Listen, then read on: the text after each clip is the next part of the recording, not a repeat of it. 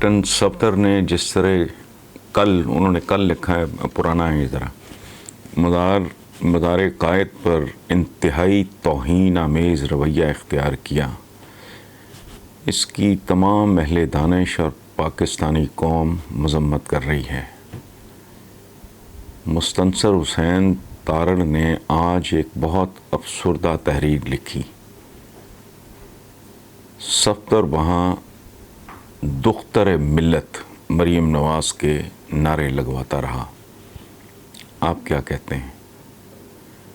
کیا نون لیگ ایک کے بعد دوسری حماقت کا مظاہرہ نہیں کر رہی؟ اکبر زمان صاحب، یہ حماقت اور جہالت سے بہت آگے کی بات ہے، میں وہ لفظ استعمال نہیں کرنا چاہ رہا۔ پہلی بات تو یہ ہے کہ مجھے سمجھ نہیں آتی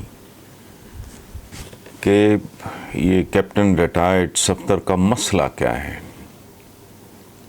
شوہر کے بارے میں ہم سب جانتے ہیں کہ مجازی خدا ہوتا ہے، لیکن صفدر کو ورکر بننے کا شوق ہے۔ کیا ثابت کرنا چاہتا ہے، کیوں کرنا چاہتا ہے، میں نہیں جانتا، میں اس کے لیے صرف دعا ہی کر سکتا ہوں۔ مزید یہ کہ جسے قیام پاکستان کی تاریخ کا تھوڑا سا بھی شعور ہے اور اس کا ضمیر بھی زندہ ہے، وہ انہیں سیاسی طور پہ رائٹ آف کر چکا ہوگا۔ دوسری بات یہ کہ یہ بنیادی طور پہ یہ فیک لوگ ہیں، یہ جھوٹ کی پیداوار ہیں، یہ مسلم لیگ یہ ہے ہی نہیں، یہ موقع پرست کاروباری لوگ تھے۔ ورنہ کیا نواز شریف اپنے سیاسی کیریئر کا آغاز تحریک استقلال سے کرتا؟ کیا اس وقت مسلم لیگ نہیں تھی؟ بڑی مسلم لیگیں ہمیشہ رہی ہیں، ایک سے زیادہ رہی ہیں، بلکہ کسی ایک کو نہیں۔ یہ بنیادی طور پہ دھندے کے دکان کے لوگ۔ اچھا ویورز، ایک بات اور کہ اکبر زمان خان صاحب نے مستنصر حسین تارڑ کی افسردہ تحریر کا حوالہ دیا ہے، اور ایک مہربانی آپ نے یہ کی ہے اکبر زمان خان صاحب نے کہ انہوں نے مستنصر حسین تارڑ کی وہ سوشل میڈیا پہ جو ہے اس کی بھی ہارڈ کاپی بھیجی ہے۔ میں چونکہ سوشل میڈیا وغیرہ سے بالکل لا تعلق آدمی ہوں، میں نہیں جانتا تھا۔ ایک بات میں آپ کو عرض کر دوں، مستنصر حسین تارڑ ہمارے ان کی وجہ شہرت بنیادی طور پہ تو سفرنامے ہیں، لیکن وہ ادب میں ان کا ایک اپنا مقام ہے۔ میرے وہ بہت ہی پیارے، بہت ہی قریبی سینئر دوست ہیں، اور ہماری دوستی تقریباً 40-45 سال پہ محیط ہے۔ میں نے یہ خط پڑھا ہے اور سچی بات یہ ہے کہ میں بھی ہل کے رہ گیا ہوں۔ میں مستنصر حسین تارڑ کا خط ایک پیج پہ صرف، اور ہے بھی تارڑ کی اپنی ہینڈ رائٹنگ میں سوشل میڈیا پہ، وہ میں آپ کی خدمت میں پیش کر دیتا ہوں۔ پھر آپ جانیں، پاکستان جانیں، مزار قائد جانیں، اور اس ملک کے عوام جانیں۔ مستنصر حسین تارڑ لکھتے ہیں، میں بہت دکھ میں ہوں، میں رات سو نہیں سکا۔ میں نے اپنی آنکھوں سے اسلامیہ کالج لاہور میں قائد اعظم کو تقریر کرتے دیکھا تھا اور پاکستان زندہ باد کے نعرے لگائے تھے۔ اب میں نے انہی آنکھوں سے دیکھا کہ قائد اعظم کی قبر کے گرد ایک ہجوم ہے، اور وہ پاگلوں کی مانند نعرے لگا رہا ہے۔ خواتین ان نعروں کو نہایت احترام سے سن رہی ہیں۔ قائد اعظم کی قبر کو روندا جا رہا ہے۔ مستنصر حسین تارڑ نے کیا جملہ لکھا ہے؟ قائد اعظم کی قبر کو روندا جا رہا ہے، اس قوم کے باپ کی بے عزتی کی جا رہی ہے۔ وہاں نعرہ زن جو بھی لوگ تھے، میں ان پہ لعنت بھیجتا ہوں، لعنت، لعنت۔ یہ تارڑ نے 3 بار۔ اچھا، آخری پیرا۔ میں آج خود اپنے آپ کو مجرم سمجھتا ہوں کہ میں اس قوم کا حصہ ہوں جس نے اپنے باپ کی تذلیل کی ہے۔ مجھے سنگسار کر دیجئے، دار پہ چڑھا دیجئے، مجرم میں ہوں اور اس جرم کی معافی نہیں مل سکتی۔ کیا باپ کو ذلیل کرنے کی معافی ہوتی ہے؟ لعنت، لعنت۔ پھر 2 بار لکھا۔ نواز شریف نے گجرانوالہ جلسے میں آرمی چیف اور DGI جنرل فیض حمید کا بار بار نام لے کر کھل کے تنقید کی، حالانکہ بھی چند مہینے پہلے نون لیگ نے جنرل باجوہ کی ملازمت کی توسیع کے لیے پارلیمنٹ میں ووٹ دیا تھا اور ڈیل کے لیے کوشاں رہے تھے۔ اب باہر جا کر نواز شریف الطاف حسین کے نقش قدم پہ چل پڑے ہیں۔ باقر صاحب، یہ آدمی، بلکہ اب تو یوں کہیں یہ خاندان 3 فوجیوں کی پیداوار ہے۔ Brigadier Qayyum, if I am not mistaken صرف اتنا کہ شاید نام آگے پیچھے ہو گیا ہوں، بندہ نہیں۔ نمبر 1 بریگیڈیئر قیوم، نمبر 2 جنرل جیلانی، گورنر تھے وہ لاہور کے، نمبر 3 جنرل ضیاء الحق۔ اچھا، 3 فوجیوں کی، وہ سیاسی والد ہیں ان کے۔ اب یاد آتا ہے مجھے حضرت علی کا قول کہ کم ظرف پہ احسان کرو تو اس کے شر سے ڈرو۔ اچھا، یہ قول جو ہے حضرت علی کرم اللہ وجہہ کا، عام طور پہ کہا جاتا ہے کہ جس پہ احسان کرو اس کے شر سے ڈرو۔ یہ غلط ہے۔ اس کا مطلب ہے کسی پہ احسان ہی نہ کرو، نہیں۔ عام طور پہ یہ قول تھوڑا ادھورا، نامکمل طریقے سے کوٹ کیا جاتا ہے۔ اصل یہ ہے کم ظرف پہ احسان کرو تو اس کے شر سے ڈرو۔ کسی خاندانی آدمی پہ، کسی نجیب الطرفین آدمی پہ آپ احسان کرو گے تو وہ ساری زندگی نہیں بھلائے گا۔ اب آگے چلتے ہیں۔ ان لوگوں کا کوئی سیاسی دین ایمان ہے ہی نہیں۔ دوسری بات جو میں کافی پہلے لکھ چکا ہوں، 15-20 دن، مہینہ، یہ اس طرح کی حرکتوں سے پہلے کی بات ہے۔ جنگ میں وہ کالم شائع ہو چکا ہے، اس پہ بے شمار لوگوں نے ریئیکٹ کیا، رسپونڈ کیا، اور بے شمار ٹیلی فون کالز میں نے ریسیو کی۔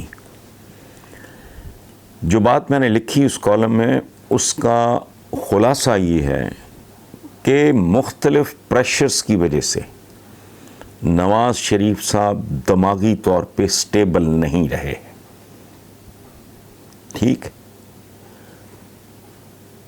ان کے جب اعصاب جو ہیں وہ مکمل طور پہ میرا خیال ہے شکست و ریخت کا شکار ہیں اور جواب دے رہے ہیں۔ حالت ان کی قابل رحم ہے۔ 3-4 موٹی موٹی باتیں میں عرض کر دیتا ہوں جو آپ کے نالج میں ہوں گی، میں آپ کے علم میں اضافہ نہیں کر رہا۔ پہلی بات، 72 سال کے قریب ان کی ایج ہے، موٹاپا آپ کے سامنے ہے، ان کی خوش خوراکی کا وہ بھی آپ کو علم ہے، بیمار آدمی ہیں، یہاں جھوٹ بول کے گئے وہ علیحدہ بات ہے، لیکن اس سے پہلے ان کی سرجری ہو چکی۔ He is not a healthy man definitely. تیسری بات، شریک حیات ریسنٹلی اللہ کو پیاری ہوئی، اللہ انہیں غریق رحمت کرے۔ اس عمر میں شریک حیات کا چلے جانا، وہ اس عمر کے لوگ اس تجربے سے گزریں تو صرف وہی جان سکتے ہیں۔ اس کا متبادل نہ اولاد ہوتی ہے، نہ جائیداد ہوتی ہے، نہ دولت ہوتی ہے، نہ شہرت ہوتی ہے۔ یہ بہت بھیانک تجربہ ہے جن سے وہ گزرے۔ چوتھی بات، اقتدار سے فارغ، اور اس طرح کا آدمی اقتدار سے فارغ، یہ تو بڑے بڑوں کو ہلا دیتا ہے، یہ تو کسی کھاتے میں نہیں۔ اس کی کیفیت ایک ایسے آدمی کی ہے جیسے مچھلی نہیں ہوتی پانی سے باہر، یا مگرمچھ کو پانی سے باہر لا کے چھوڑ دو تو وہ کیا کرے گا؟ ٹکرے نہیں مارے گا تو کیا کرے گا؟ مچھلی تڑپے گی نہیں تو کیا کرے گی؟ اچھا، یہ چوتھی بات تھی۔ پانچویں، ایک تتر بتر خاندان، تو بیٹے وہاں ہیں، بیٹی یہاں ہے، جیلوں سے گئے ہیں، اچھا وہ بھتیجے کوئی بھاگے ہوئے ہیں، ایک بھائی کے ایک داماد وہ بھی مفرور ہے، اچھا۔ چھٹا، مجرم بھی ہیں، ملزم بھی ہیں، مفرور بھی ہیں، اور معاملات ختم ہونے میں نہیں آ رہے۔ بھائی کے گرد شکنجہ جو کسا جا رہا ہے، مجھے نہیں پتا صحیح ہے غلط ہے، جو عدالتیں فیصلہ کریں گی سامنے آ جائے گا۔ جائیدادوں کی کرکی ہو رہی ہے، سڑکوں پہ نکلتے ہیں تو وہاں لوگ آوازیں کستے ہیں، چور چور کی، لوگ گھروں کے باہر آ کے کہتے ہیں ہمارا مال واپس کرو، یہ کرو وہ کرو۔ انسرٹنٹی، غیر یقینی پن اپنی انتہا پہ ہے۔ سو یہ ایک پیکیج ہے، میں اس کا تو میں نے صرف آپ کو خلاصہ بتایا، آؤٹ لائن۔ آخری بات جو مجھے بعد میں سوجھی کہ کسی کی شے بھی ہو سکتی ہے۔ پاکستان جو ہے نا قائد کے بعد، وہ ایک شعر یاد آتا ہے نثار ناسک مرحوم کا، میں سازشوں میں گھرا ایک یتیم شہزادہ، یہیں کہیں کوئی خنجر میری تلاش میں ہے۔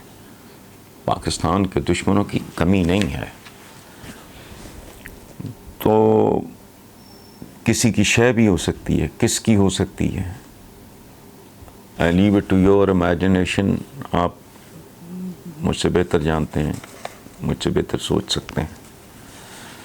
اچھا، اور میں نے گزشتہ ایک دو کالوں میں میں نے ہنٹ کیا تھا، صرف اشارہ دیا تھا کہ وقت بتائے گا، تاریخ بتائے گی کہ جنرل قمر جاوید باجوہ کی کنٹریبیوشن کیا ہے اور کس شعبہ میں ہے۔ اب یہ بات میں اس لیے نسبتاً ذرا کھل کے کر رہا ہوں کہ اس کا اعتراف تو پرائم منسٹر خود کر چکا ہے، ورنہ میں نے یہ اشارتاً بات کر کے میں گزر گیا تھا کسی کالم میں۔ بہرحال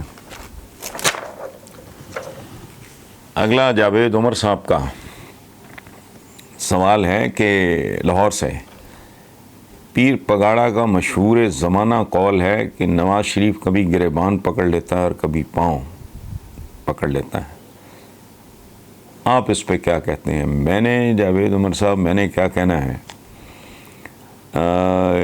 یہ تو ہر پڑھا لکھا آدمی واقف ہے، لیکن اس میں تھوڑی سی گڑبڑ کر گئے آپ، تھوڑا بھول گئے، میں کریکٹ کر دیتا ہوں آپ کو۔ پیر پگاڑا نے ان کے بارے میں کہا تھا کہ نواز شریف ایک ایسا آدمی ہے جو طاقت میں ہو تو گریبان پکڑتا ہے، کمزور ہو تو پاؤں پکڑتا ہے، یہ ہے اصلی قول۔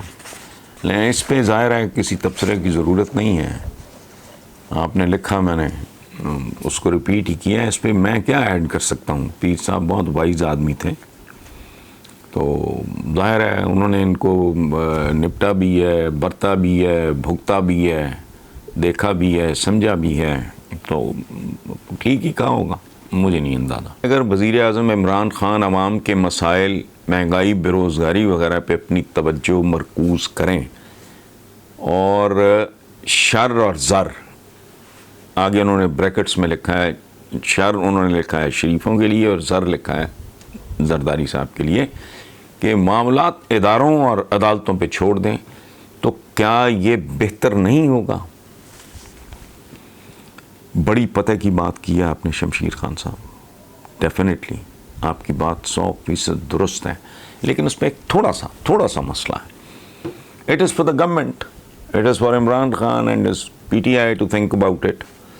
ہم کون ہوتے ہیں مشورے دینے والے؟ لیکن ایک بات ہے جو ہمارے آپ کے ذہن میں رہنی چاہیے کہ احتساب تو عمران کا بنیادی نعرہ اور کمٹمنٹ ہے، اور یہ اتفاق ہے کہ اس کا ذمہ دار میں خود ہوں. جب اسکاچ کارنر پہ ان کا آفس ہوتا تھا تو ان کے لیٹر ہیڈ پہ وہ سارے سلوگنز میرے دیے ہوئے تھے. ان میں ایک تھا حکم اللہ کا، قانون قرآن کا، رستہ رسول کا، پاکستان سب پاکستانیوں کا. ایک تو یہ تھا. دوسرا نعرہ تھا اقتدار میں عوام، احتساب سر عام. اور ایک تیسرا تھا اسی طرح کا کوئی جملہ، وہ اس وقت میرے ذہن میں نہیں آ رہا. لیکن بہرحال یہ ان کی جو بنیادی کمٹمنٹ ہے، اس لیے اگر یہ فوکس کر رہے ہیں اس پہ تو، لیکن بات آپ کی بہت معتبر ہے، بڑی مدلل بات ہے. یا یہ ہو سکتا ہے میں اپنی طرف سے ایڈ کر رہا ہوں، ان کے لیے نہیں ایڈ کر رہا، میں آپ کے لیے ایڈ کر رہا ہوں کہ بلینڈ کر لیں، فوکس زیادہ رکھیں اس پہ اپنا. یہ جو امیجیٹ لوگوں کا جو ان کو ریلیف دینے کے لیے مہنگائی ہے، یہ بے روزگاری وغیرہ، مین فوکس اس پہ ہو. باقی جو ہیں معاملات وہ اس پہ فوکس رکھیں، لیکن نہیں، بنیادی بات میں آپ سے ایگری کرتا ہوں. مریم نواز کی مزار قائد پہ حاضری اور قائد ملت زندہ باد کے نعرے، کیا ان چھوٹی چھوٹی باتوں سے بے خبر، لاعلم اور ناواقف یہ لوگ پاکستانیوں کے لیڈر کہلانے کے مستحق ہیں؟ میرا بیٹا، میں سب سے پہلے تو میں آپ کا شکریہ ادا کرتا ہوں کہ سچی بات ہے میں نہیں جانتا تھا کہ قائد اعظم کے مزار پہ قائد ملت زندہ باد کے نعرے لگتے رہے. یہ شرمناک ترین بات ہے. اس سے اندازہ لگایا جا سکتا ہے کہ کیا مٹیریل ہے، یہ کون لوگ ہیں. میں ٹی وی چونکہ بہت کم دیکھتا ہوں، اور خاص طور پہ میری پچھلے دنوں پہلے لیفٹ آئی کی ایک سرجری ہوئی، پھر رائٹ آئی کی ایک سرجری ہوئی، تو آئی اوائڈ دیٹ. دیکھتا ہوں لیکن نہ ہونے کے برابر. تو میں نے اخباروں میں پڑھا، اس میں میں نے کہیں یہ بات نہیں پڑھی، اور آپ نے ان کی جہالت کا پول کھول دیا. اور میں ایک بار پھر آپ کا شکریہ ادا کرتا ہوں مائرہ، کہ آپ نے میرے بھی علم میں اضافہ کیا. کیا 11 جماعتیں مل کے بھی عمران خان اور تحریک انصاف کے جلسوں کا ریکارڈ توڑ سکتی ہیں؟ تو بھائی میرے، عمران خان کو تو چھوڑیں، وہ تو آج کی ریالٹی ہے.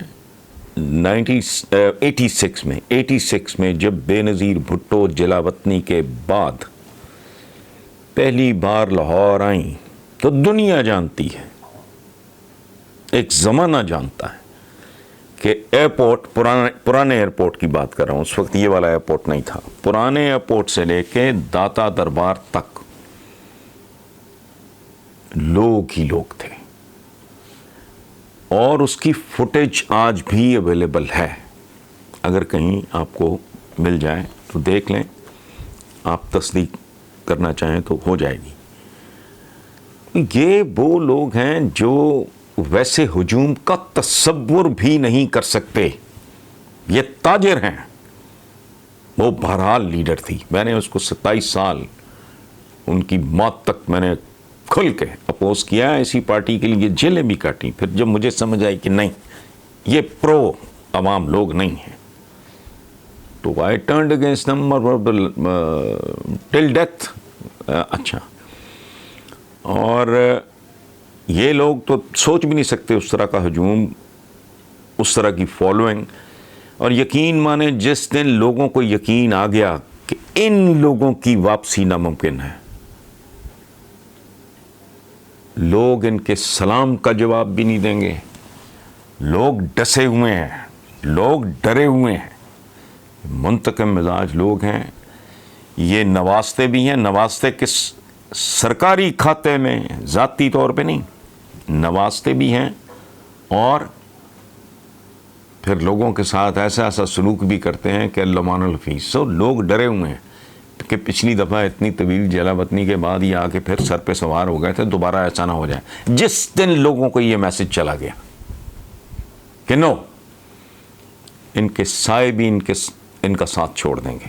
آخری بات سن لیں, جس ہجوم کی میں بات کر رہا ہوں پرانے ایئرپورٹ سے لے کے دادا دربار تک, وہ 86 کی بات ہے. یہ 2020 ہے. تب تو آبادی اندازہ لگائیں کتنی کم تھی. 86, پھر 96, پھر 2006, پھر 2016.